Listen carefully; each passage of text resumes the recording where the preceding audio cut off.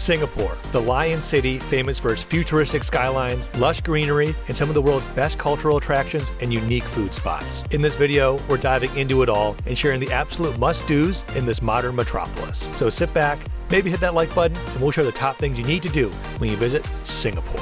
One of our favorite things to do in all of Singapore is to explore Gardens by the Bay. This massive park is nestled right in the heart of the city, making it the perfect escape if you want to trade Singapore's urban jungle for, well, a real one. This 250-acre park is blanketed in exotic plants, creating one of the most impressive green spaces in any city. This park cost over $1 billion to build, and as you walk these impressive grounds, you'll clearly see why. There are tons of nature trails you can walk, all lined with impressive statues and elegant architecture.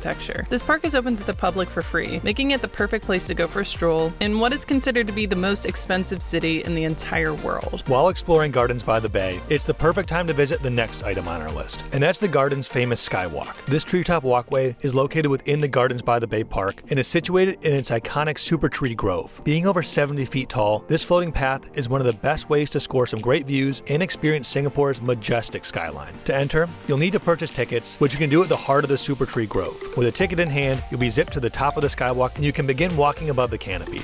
So we're currently on the supertree walkway, if you couldn't tell here.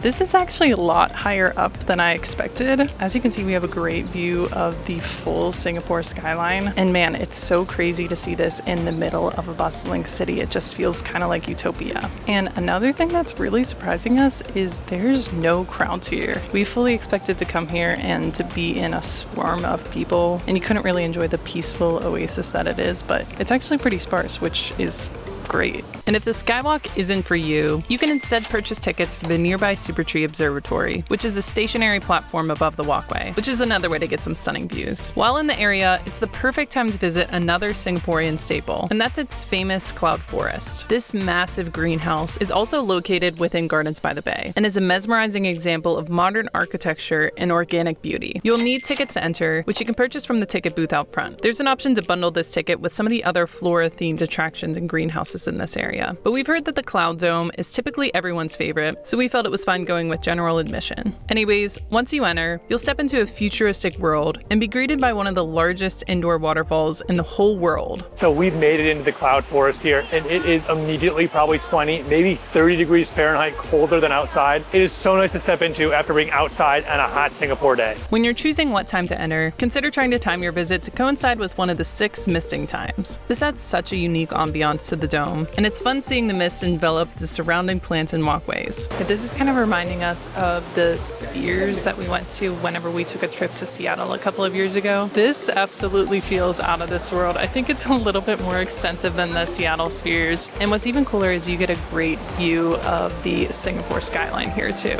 With over 7,000 plants and 135 species, there are plenty of unique plants to see. And if you're having a difficult time trying to get your kids to be as excited about plants as you are, rest assured there's a National Geographic Kids area to explore, where you can give them a break from all the thrilling spectacle of plant watching. Alright, if you aren't sick of this area yet, you're going to love probably our favorite thing to do in all the Gardens by the Bay, and that's attend one of the free Garden Rhapsody light shows beneath the Supertree Grove. These electric performances happen twice every night and are one of our favorite things to see in all of Singapore. As the sun goes down, all the lights in the Supertree forest come to life, and when the show starts, it's a mesmerizing 15 minutes of choreographed lights timed to music. People get here quite early to secure a seat along the benches, but honestly, even if you arrive just 10 minutes before showtime, like we did, you're still able to sit or lay on the ground and get a great view of the trees above. And given that it's nearly a $2,000 fine for spitting in Singapore, you can rest your weary head on the cement without worrying about getting any gum in your hair. Anyways, the shows and soundtracks change every month or so even if you've seen a show before, chances are you'll still be in for a new treat. This honestly feels like a 21st century version of fireworks and is an absolute must-do when you're in Singapore. And really quick, we want to thank Tortuga for sponsoring today's video. We're obviously super excited to be working with Tortuga because they're one of the big names in travel backpacks. When we travel, it's usually carry-on only, and Tortuga's bags are designed from the ground up to be carry-on friendly. I've used both their 40-liter Travel Pro bag and their day pack for both business trips and leisure trips, and they're incredible bags. I mean, just look at the amount of cushion on these bad boys. It's almost like they're made of memory foam. My personal favorite feature is the main volume. It's perfectly spacious for clothes and has the right amount of storage for staying organized on the road. Plus, the hip belt is one of the comfiest I've ever worn. Tortuga is known for making bags that are incredibly durable, which is important for me because, as Courtney will tell you, I am not the gentlest on my gear, and these things are tough. I actually find their bag selector tool on their website to be extremely helpful. It basically matches the best bag for you based on your size, style, and travel preference, which is great because I personally always struggle trying to think of my wardrobe in terms of liters. Anyways, if you're looking for a great travel backpack, consider Tortuga. I'll leave a link in the box below where you can get 10% off your first purchase. Thanks, Tortuga. Now let's jump back to Singapore. The next attraction you should consider in Singapore is the Spectra Light and Water Show. This show is a nightly occurrence on the boardwalk outside the Marina Bay Sands Hotel, with 2 to 3 shows every evening. Here you'll find one of Singapore's most intense light shows, with large illuminated fountains choreographed to dramatic music. At some points in the show, they even break out some powerful laser beams to sparkle against the water, making this one of the prettiest water shows on Earth. We found the music to be quite powerful, and besides the dynamic sights and sounds, the best thing about this performance is it's absolutely free. You'll find plenty of people lining up along the boardwalk 15 to 30 minutes before the show starts, so if you can, get here early. This whole area is so fun, with illuminated paths and stunning modern architecture. Oh, and here's a tip. If you catch the 8 p.m. water performance, you can actually walk right through the mall and pop out in the supertree grove just in time to see the 8:45 light show there too. This is what we did, and it worked really well. And no trip to Singapore is complete without visiting its most famous statue, the Merlion. This 70-ton spitting mythical beast is probably the most iconic landmark in the city and is the symbolic representation of the city itself. The aquatic body of the statue pays homage to Singapore's original fishing village roots, while the lion's head symbolizes the original name of the city, Singapura, which literally translates to Lion City. This is a great landmark to see in the city. So we are at the Merlion statue right now. This place is absolutely packed, but it's totally worth checking out while you're in Singapore. It's probably one of the most iconic sites in the city, and my personal favorite reason for being here is there is no shortage of poses you can do with this guy behind you.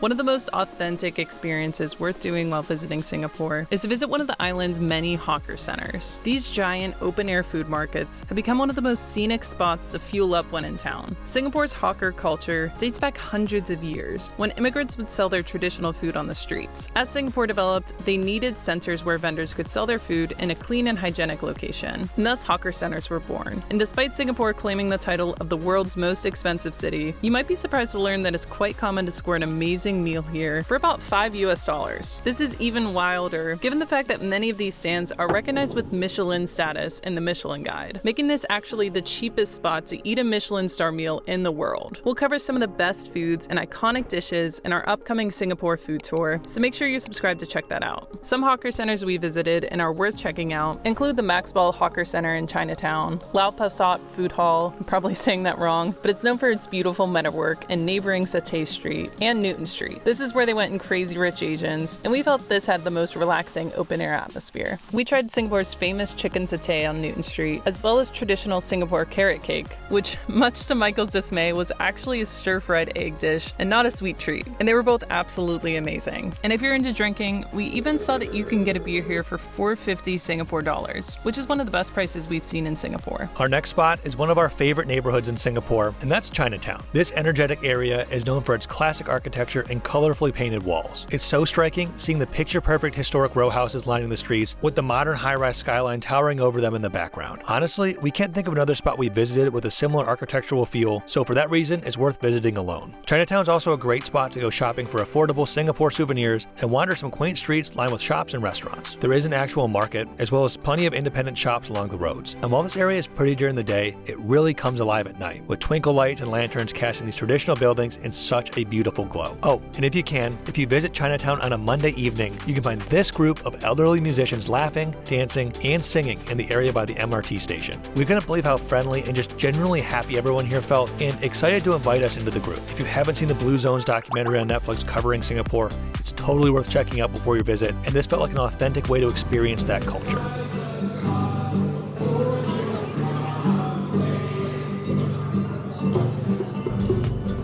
The most impressive attraction in Chinatown is the Buddha Tooth Relic Temple. This is a massive and relatively modern temple that was completed in 2008, but really captures the traditional elements of ancient temples. And while the outside architecture is grand, the inside is even grander. It's free to enter, and once inside, you'll find yourself immersed in one of the prettiest temples in Singapore. Here you can expect to find worshippers and monks praying and chanting inside the temple's ornate interior. The gilded artwork is extensive and expensive, and all the more impressive as much of the gold is actually real, with the temple being built with over 700 pounds of pure gold. Much of this gold was donated by local families and worshippers, which shows the importance of this temple to the community. The walls are flanked with 1,000 Buddha statues, all built into their own recessed cubbies. It's amazing how detailed the statues are, and how their arrangement creates such a soothing and extensive pattern. And when you pair this with the echoing sounds throughout the temple of the monks chanting,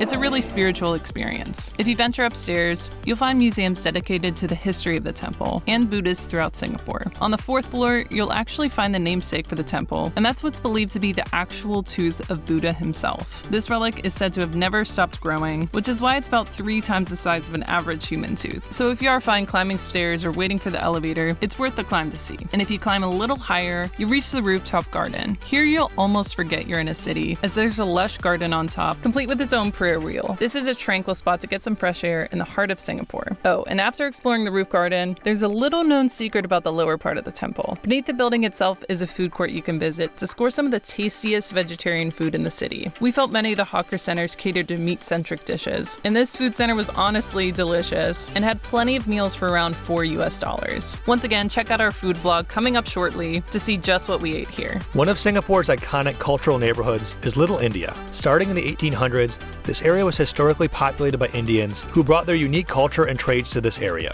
Originally, this area was known for its cattle, which is captured in the iconic cow mural near the Little India MRT station. This is the place to be if you're looking to dine on some authentic Indian cuisine, so if you're seeking some tasty spices and affordable meat-free meals, this is a great spot. In addition to the food, this area is also known for its row of shops and colorful architecture. While some of the side streets are made of not-so-glamorous buildings, the area near the MRT station has some beautiful colored buildings and scenic walkways. The other main thing to see in Little India is this temple. This has been the spiritual staple for Singapore's Hindu population for generations. And being one of the most colorful and intricate temples in all of Singapore, it's worth visiting. It's free to enter, but you'll need to remove your shoes and wear some of the free cover-ups if you don't meet the recommended dress code. Once inside, you can marvel at all the intricate details of the statues and shrines, and you may also see some worshippers partaking in ceremonies and prayers, making this an energetic and cultural temple to visit. Oh, and if you're wondering how to get around to all these little spots, we'll be releasing a complete Singapore travel guide where we share all the insider tips to navigate this city like a pro. So make sure you subscribe to see that video as well. The next area you need to visit is Kampong Glam. This is one of the prettiest historical sections of Singapore, with this area previously housing royalty. And despite this area being quite glamorous, the name Kampong Glam refers to the trees found in this area, not the word glamour itself. Still, there are plenty of glamorous sights to see here. The main attraction in Kampong Glam you won't want to miss is the Sultan Mosque. This mosque is only open to the public at certain times per day, so if you can, try to time your visit to coincide with when you'll be able to pop in. To enter, you'll need to remove your shoes and wear a complimentary shroud if your knees or shoulders are showing. They don't allow videos inside, just photos, and it's definitely worth popping in to appreciate the culture and to snap a pretty pic. Outside of the mosque are a few charming streets lined with authentic restaurants serving up traditional Middle Eastern staples. We grabbed a tasty shawarma and hummus while here to enjoy the local taste with a terrific view. The other thing Kampong Glam is famous for are the murals lining its streets and its overall hip vibe. There are also a lot of vintage clothing shops here, so if you're looking for a one-of-a-kind find, this is the place to do it.